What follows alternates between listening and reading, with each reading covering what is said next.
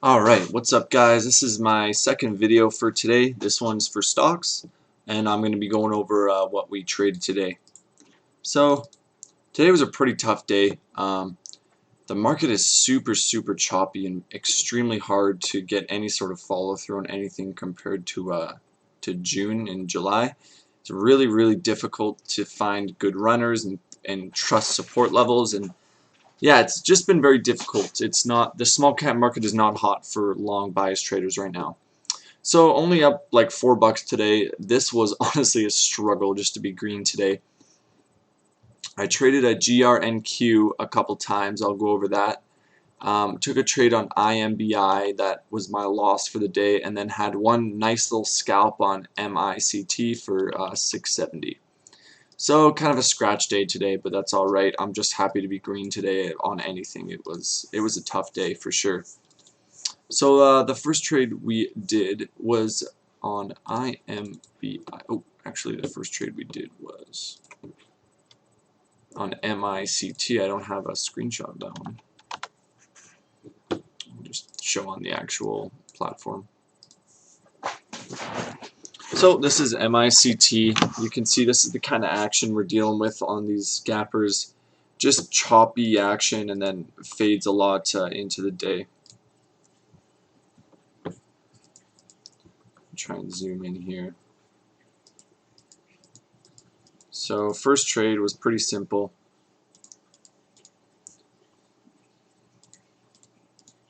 In the morning this one had some life, popped up, got halted right here, dropped all the way back down, and then as it curled back up I got long on this pullback here and it popped me up there. So I only got about like, what was that, 40 cents with 25 shares. So just a quick little pop there, and I sold it all just because I think I've been taking profits too slow in this type of market. Right now it's good to just take your profits quick and leave. And then you can see this thing actually did end up having a nice run that I sort of missed out on. I wasn't too concerned though, because I was like, okay, if it's strong, you know, I'll get more than one crack at it, and clearly it wasn't. So just happy to be green at all on that one. You can see we made 750 there, not including commissions.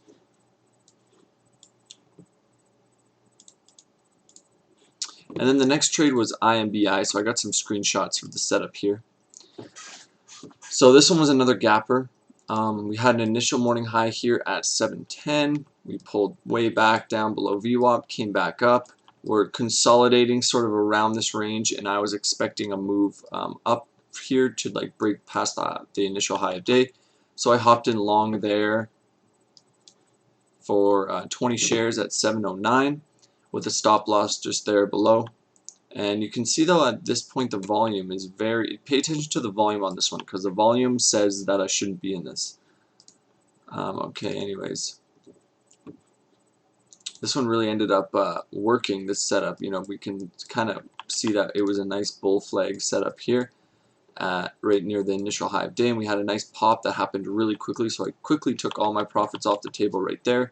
So I was in at 709 and sold at 739 for a nice oh yeah, so this is the winning trade on this, and then I took another one that was a loser. So I forget how much I made here. I think it was like $4 or $5. And then at this point on the day I was up like $12, and I was like, okay, it's obviously a slow day, you know, there's not much going on. Like this thing doesn't even have 1 million shares traded, and it's like the best one. So maybe we should just stop, but you know, of course I didn't. So after nailing this first little scalp here, I was like, okay, so I decided to buy a pullback here at 727. This thing, I was like, okay, this thing's got good volume, it's moving up. But I think I jumped the gun a little bit here because this was pretty overextended, and I should have just taken what I had and not been greedy. But I decided to buy a dip here at 727. So you can see, boom, price comes down, fills me. Although, look at the volume on that sell-off. You know, look at the volume here. Like, this is not the kind of volume you want to see on a nice upward trending strong stock. It's very choppy, and a lot of the candles are red. So stop loss was here below VWAP, below the initial high of day, and below the 38.2 Fibonacci retracement, and below even this support here. So I figured all those things would save me. They did not, and I ended up getting stopped out on a really nasty pullback. This is a screenshot right before I got stopped out. So that sucked. It gave back my $5 of gains and then netted me in the hole on this thing like $4.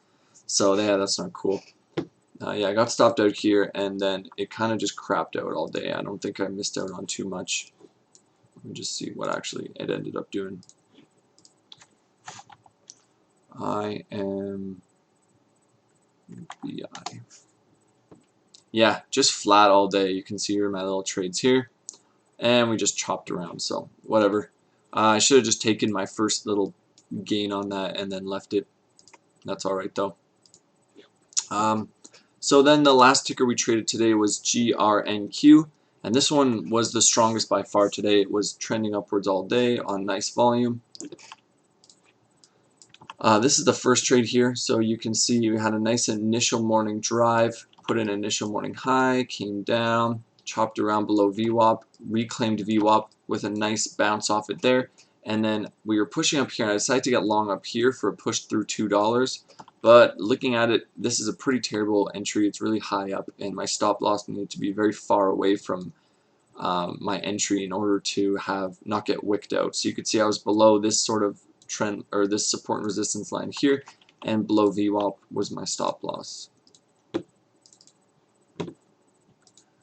So not a very good setup. I'm up here, and then it starts to pull back, and I just my stop loss was here, like I said in the last photo, but then after we had this sort of bottom, I moved it up to 169 because I was like, okay, if it breaks this bottom, I don't want to be in it anymore, because we were creating a bit of a trend line here, and I was still hoping for a break above $2. Just click on that one. Oh yeah, so then we ended up coming right up to $2, and I was being greedy. So I should have just taken profits at the high of day in case there was a double top, but I was only 25 shares, so I only had like $3 worth of profit. So I just decided I'm just gonna let it run, which is kind of stupid because I can't be trading differently than I normally would just because I'm using a very small share size. So I should have taken my profits up here at resistance. Instead, I decided to try and let it break through $2 and take profits around 210, 215 on a push, but we got rejected and went back to this other trend line that I had mapped out here. And this trend line, you'll see at the end of this video how important this trend line is, so pay attention. So we were still in it at that point, and then here, oh, sorry, different trend line. Okay, so there's a few trend lines on GRNQ that you'll have to pay attention to. But this trend line here, you can see it was clearly broken to the downside. There was my entry, and I just stopped out here. So yeah, look at the volume, really gross breakout volume. That's not what you want to see on a break through the high of day, like a candle, like a weak ass candle like this. So got out of that one, and I think I was down quite a bit, maybe on that one. I think I was down like $12. No, I was only down like $3 or $4. So that was that, and then later in the day, you can see this is the first trade. It's kind of small now. I don't know if you can see that. So this was the first trade there. Got stopped out. But then I noticed it was forming this really nice ascending triangle pattern. And this is my targeted move here, which I should have followed, but I didn't. Because it's just, like I said, all the action's just been so choppy lately, so it's hard to trust anything. So I don't even blame myself for not holding it all the way up to like $3 or $2.70. Then we start to get some nice volume here, big green bars in the millions on a 5-minute chart. So I hopped in long right here for 50 shares. I think this was at 203, and I was expecting a move up to like 250, 280. Hopefully just a nice pop into this range, and I was risking $25. That's where my stop loss is right here. So you can see here that I end up just selling my whole position on these two little pops, and that netted me on the day up like $350 or something on it. You can see I wrote a little note here. The breakout above $2 was extremely slow and weak, very underwhelming. Sold at a failed push to make a new high. Had to lock in gains because they are not easy in these market conditions. And this is the float, just so I remember on the screenshot. And you can see the volume is decent, nothing crazy. I was expecting a bit more of an explosion out of this top, but we kind of just grinded, so I was expecting this thing to crap out, which it did not. Oh wait, no, okay, this is confusing. So I wasn't patient enough. So here was the ascending triangle, right? Ascending triangle. Here's the breakout here, and I sold my shares right here, and of course right after I sell, it rips all the way up to $3. So that was kind of frustrating, but at the same time I'm like, you know, whatever, like the volume wasn't, it was alright, but like this is more the volume we want to see on a nice big breakout. Like if I saw volume like that, I would have held, but this crap, wasn't too sure. So unfortunately selling here where I would have had a nice big fat winner if I held all the way up to $3. Not upset, we haven't seen any all-day runners much this month, so this is an outlier.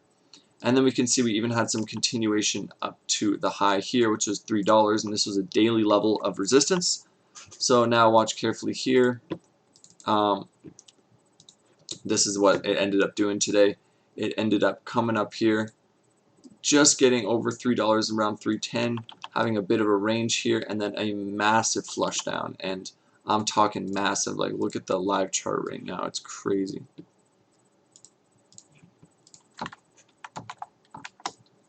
Yeah, so like pretty intense flush there from 310 all the way down to 140. So over like a 60% drop just within the last hour of the day. So that is pretty wild.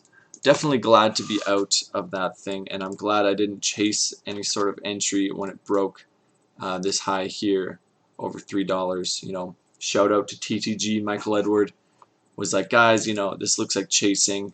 He didn't like it. No one really liked it, and you can see that as soon as it broke this trend line that I had kind of going all day, it just had this insane sell-off that I really feel bad for anyone who got caught in that. That's long. Congratulations if you're short. That's an epic sell-off. But you know, this is what's going on in these market conditions. Like this, these aren't squeezing, so it's tough. But you know, we're doing our best. We live to trade another day today.